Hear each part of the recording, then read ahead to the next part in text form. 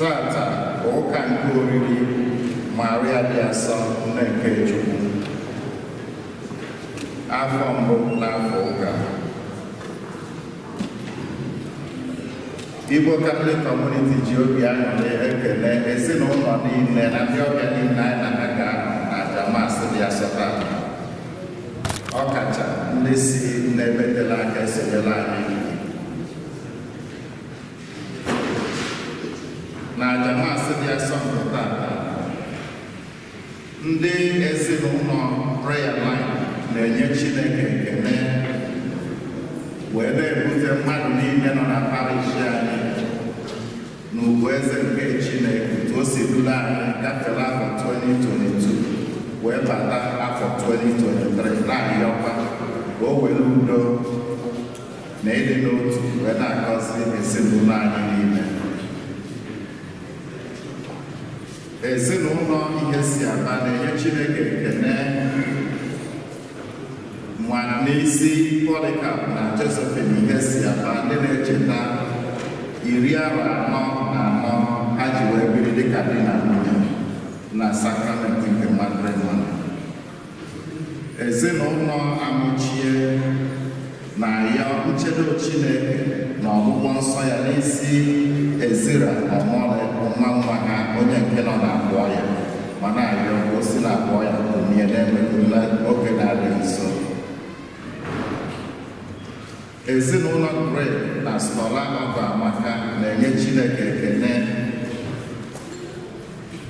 n'isi Chisomaga Anthony Ejekam onye nke na-echeta mbọsị na-eji wee mụọ ya.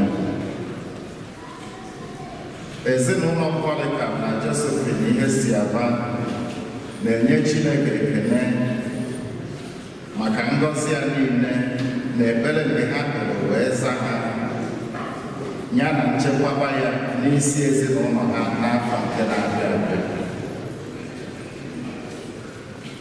Ezinụlọ Denia na Josephine mụ iwu na-enyekwazi Chineke ekele na-arịọkwazi nchedo Chineke n'isi ndị ezinụlọ mmebu niile na ochi nna ka niile, ọkacha n'isi ụmụba.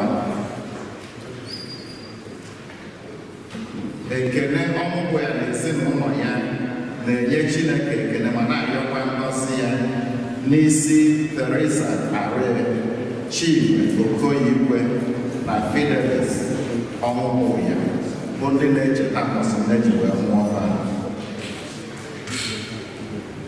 Ezinụlọ Grey na Stola Ọbamaka na-enye Chineke ekele maka nchekwaba ya n'isi ezinụlọ ha niile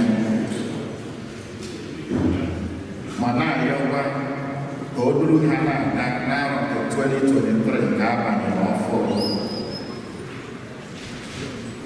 Ezinụlọ Victoria Ọhajinwa na-arịọ Chineke maka udo nke ya, nchekwaba ya na agamnihu nke ezinụlọ ha.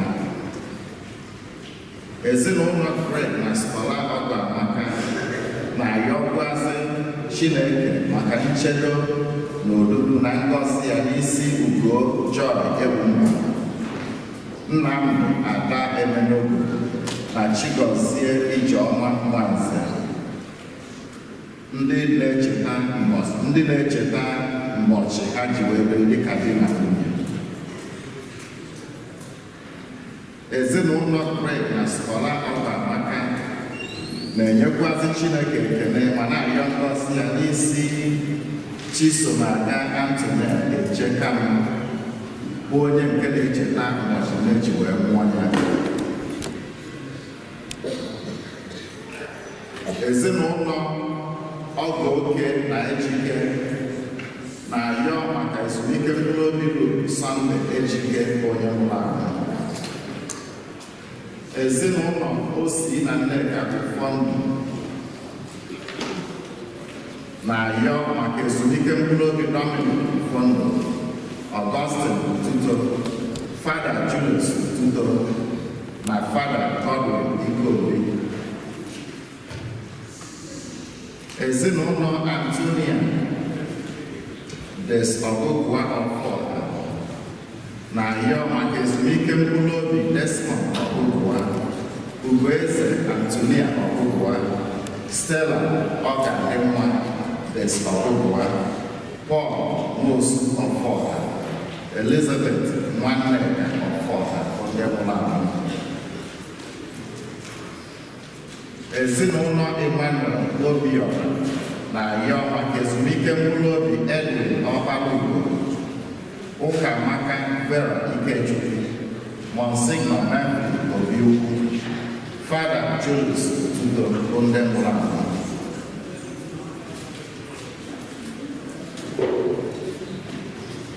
Kate Okoye na-ayọ maka ezumike mkpụrụ obi Charles Onyebuchi Ibe na Sabina Ọjị. Ugoeze Damian Bumbu Anum na-ayọ maka ezumike mkpụrụ obi Ethel Chinyere onye nwụrụ anwụ. Ezinụlọ Nwoko na nne na nna Ikemdinachi Nwoko na-ayọ maka ezumike mkpụrụ obi Ikemdinachi Nwoko. Ezinụlọ Frank na Louisa Okoye na-ayọ maka ezumike mkpụrụ obi Petrus Udeze arụte naanị a na-echeta o ji were rapụ ụwa nke a. Bene Uche na ezinụlọ ya na-ayọ maka ezumike mkpụrụ obi George Uche onye nke a na-echeta arọ 10 o ji were rapụ ụwa nke a. St. Eugene Parish Community na-echeta ezumike mkpụrụ obi na-erunye mmasị maka ezumike mkpụrụ obi bụ Benedict nke 16 onye nwụrụ anwụ. Ka mkpụrụ obi ndị niile nwụrụ anwụ a na-echeta na masị dị asọ taa na mkpụrụ obi ndị niile kwere gara aga. Onye isi nchụaja anyị na-aja masị tata bụ Fada Kinsley Ogbuji. Ka anyị werezie aṅụrị wee soro ndị kwaya wee bido aja masị dị asọ tata.